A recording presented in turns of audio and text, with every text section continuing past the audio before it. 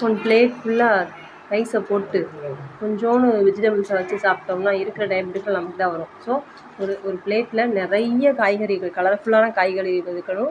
White rice கொஞ்சோனா இருக்கணும். அந்த சாப்பாடை ஃபாலோ பண்ணோம்னாலே நமக்கு எந்த டயபெட்டிஸும் வரும். உணவு தான் மருந்தே. Be hydrated. டெய்லி 8லேருந்து 10 கிளாஸ் தண்ணி குடிக்கணும்.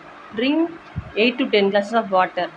தண்ணி குடித்தாலே எல்லா பார்ட்ஸும் கரெக்டாக இயங்கும். தண்ணி அதிகமாக குடிக்கிறனால எந்த ஒரு நோயும் வராது. தண்ணி குடிக்காமல் இருந்தால் எல்லா நோயுமே வரும். க்ரீன் டீ லீவ்ஸ்னால் தயாரிக்கப்பட்டு சுகர் இல்லாமல் டீ குடிக்கணும்.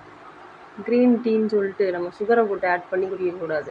10,000 steps daily keep heart and body active. ஒரு நாளில் 10,000 அடிகள் நம்ம நடக்கணும்னு சொல்கிறாங்க. எல்லாரும் நம்ம கடைக்கு போகிறது, பக்கத்தில் கடைக்கு போகிறது கூட 2 வீலரில் தான் போகிறோம். அதை அவாய்ட் பண்ணணும்.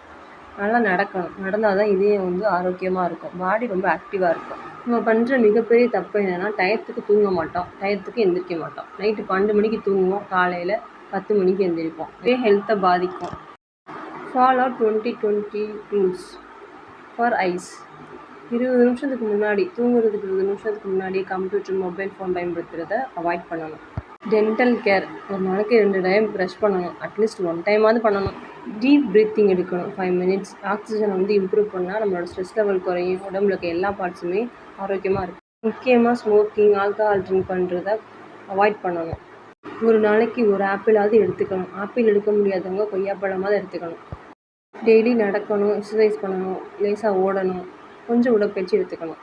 சிரிக்கிறத ஒரு ஹேபிட்டாக வச்சுக்கிறோம். சிரிப்பு இம்யூனிட்டியை பூஸ்ட் பண்ணும். இந்த ரூல்ஸை ஃபாலோ பண்ணுங்கள். ஹாப்பியாக இருங்க, ஹெல்த்தியாக இருங்க. நெக்ஸ்ட் வீடியோவில் பார்க்கலாம். Bye bye.